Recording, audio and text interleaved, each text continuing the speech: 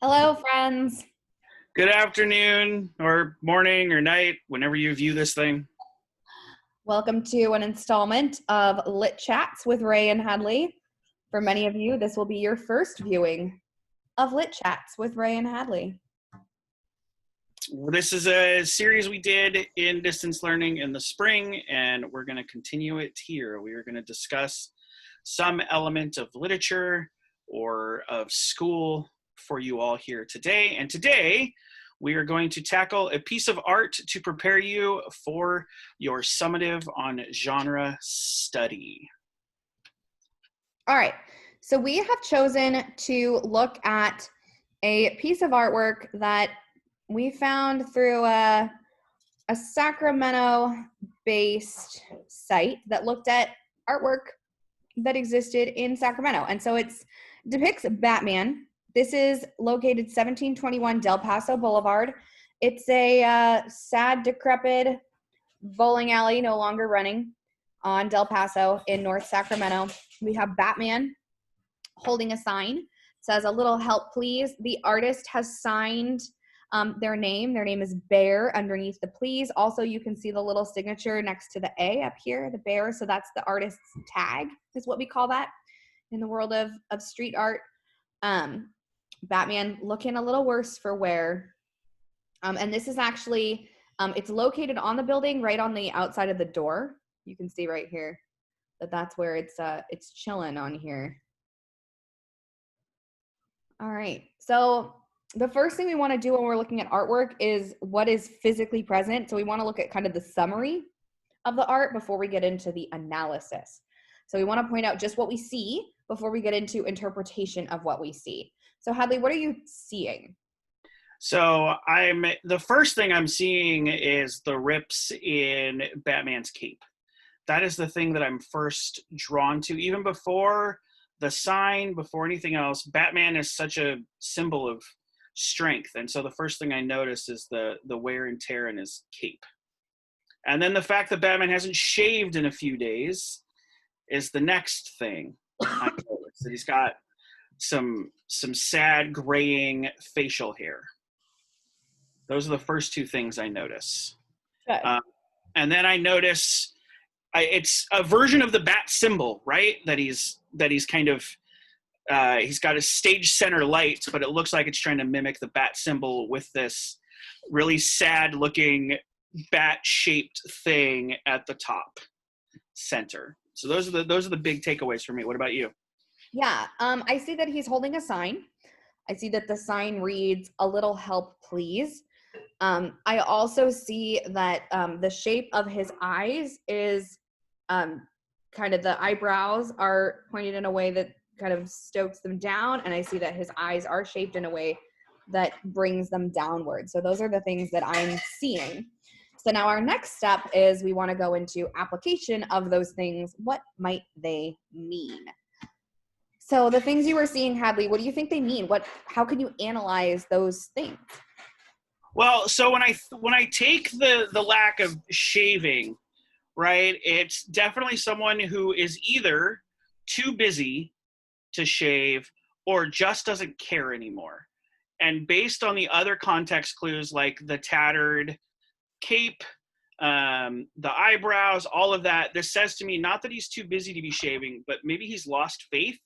And so he doesn't see the point of shaving his face anymore because things are clearly not okay. Anytime you're watching like a movie or you see art or something where someone has some bad facial hair, it's usually to symbolize that things aren't going so well for that man. And so those are the first two things I notice in terms of analysis. But then when you take that bat symbol there, it also shows me that the city still needs this guy, right? Like the city still needs Batman to do his Batman thing, but he just can't seem to do it right now. And so that kind of ties to what you were saying as well. What about the sign? Talk about that sign a little bit. So for me, this sign, I think, is where the Kairos becomes incredibly powerful to me. So this photograph was taken on September 23rd of 2020.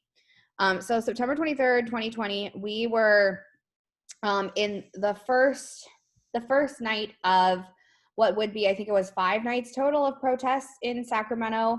And this area of North Sacramento was hit pretty powerfully with protests as well. This is very recently a time in our city where we were seeing a lot of anger, a lot of hurt, and a lot of just a lot of emotional outpouring in the street, and people not knowing where to turn. And so this idea, I think, of those we often look up to not knowing where to turn, or maybe that not being someone we could then look to for advice, or look to for guidance, or look to as a hero. So this humbled hero then standing to the public who was out on the street, right? If we look at the picture of where this building is, right? This is a very busy street, Del Paso Boulevard. And we have this hero standing in the light of the bat symbol, looking to the public who is marching on the street and saying, help me. I need you. Like, you need to be the person to help me as the hero.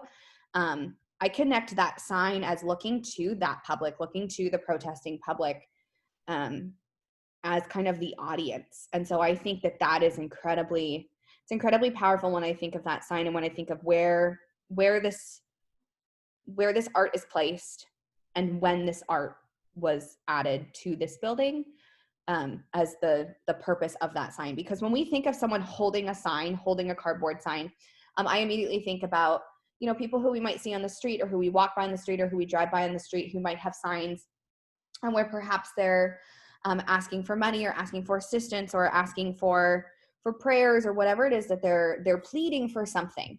And so in this case, we see Batman pleading for help, and the people who would have been walking by or marching by at that time were also asking for the same thing. Yeah, it's building a pretty powerful pathos, right? Not just through the images, but through the words, through where it is, right? Go back to that photo of its placement. Just look at that, how lonely it looks in that space, right? Yeah. And so there's a lot of pathos being built. Why do you think Batman? Like this, when I first saw this photo last week, because I almost chose this as their summative thing, because there's something that feels very powerful about it being Batman specifically, and I can't quite wrap my brain around why, but you're definitely much more of the Batman person in this friendship. And so why do you think Batman? I think it's because he's such a dark and tragic hero, right? Like, we all love a kind of depressed, dark soul in our heroes, right? And how much is Batman this, right? Like, and Sacramento is known for its gorgeous street art. It is, right? There's the Open Walls initiative in Sacramento, and this is a powerful piece of art, but this is not a beautifully finessed piece of artwork. It absolutely isn't. But if you look, there's a brewery over here. That's what's happening in this corner or yonder. You can kind of see this is a huge wall-length mural on this brewery that is part of the Open Walls product. And then here's this like hokey Batman on this piece of plywood that's covering this boarded up, decrepit. It's just so perfect. I don't know. I think it definitely speaks to the audience who would have been walking by. I think it definitely has the timeliness. There's clearly a bias to the piece. Bear has a very distinct message when it comes to the hero figure who's fallen and pleading. Yeah.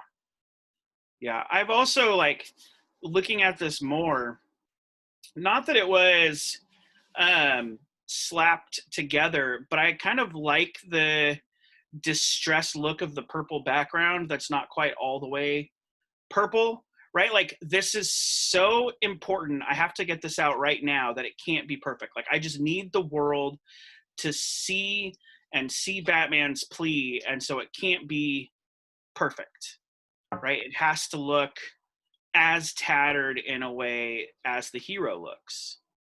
And I think that speaks too to the legitimacy and illegitimacy of artwork, especially when it comes to street art, right? Like, look, right? He can't fill, this artist, Bear didn't have time to fill the full background with the spray paint. Look at the spray paint that's around the edges. Look at the unfinished quality here because it was a rushed piece. Whereas over here, we see that our artist who worked on the other piece would have had time and protected space to work on this piece of art, right? Camera crews were filming there and people were chilling where there were food trucks and they had purchased tickets to watch this artist create their work. Whereas this one had to do it quickly, probably in the cover of night, at risk of facing some vandalism charges. And how great of a metaphor for Batman is that, Right? Having to do it in the cover of night. Yeah, I think that's great. So the fact that we don't actually know who this artist is, do you think that's a hindrance to the message in terms of the building ethos? Does it matter so much? I think that because the audience is who they are, no. I think that that's why audience is so crucial when it comes to the message. If your audience is the group of people who is buying tickets to purchase, who they're buying tickets to watch you paint a mural as part of Open Walls Sacramento, then yeah, that's going to be a hindrance. However, that's not the audience in this case, right? This isn't the artist who is being asked or commissioned to cover an entire wall in Sacramento. This is the artist who did it on their own. So I think that because their audience is different, the ethos still stands. And so I think that's why it's so important to always consider audience in these. That's my take on it. What do you think? I'm not going to lie to you. I didn't agree with you until you started talking. And then you've actually convinced me that it doesn't hurt the ethos of the piece because of the audience, right? It wasn't meant for the big show like you're talking about that all of these Sacramento murals are a part of. And so I think it actually adds to the credibility of the piece, right? It adds to the whole, the discussion about how you can't fill in that spray paint at the end, or how the spray paint looks like it's bled over to the wall behind it, right? It kind of adds to that, to the message of the piece, I think, that we don't know who it is. And when we started this, that was not what my answer would have been. Yeah. But talking through it, I think you're right. And that's why if you go through downtown Sacramento, you will see that the art on the brick walls looks very different than the art on the plywood that boards up the windows.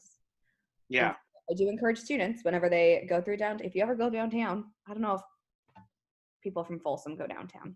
I don't know. Take a look at the difference between the murals of the Open Mural Project and the artwork that you see on the street level that doesn't have the scaffolding set up. Yeah. And that is on things that is boarding up windows of buildings that are abandoned or whose windows were shattered in some way in protest. Like there were a lot of boarded up windows this summer. Yeah, shattered and sheltered. Mm-hmm. Yeah, just a ton of them. So I think you're right. Yeah. All right. So my next step is I'm going to tackle a rhetorical précis of this piece. So all right. Thanks, friends. Thank you, friends.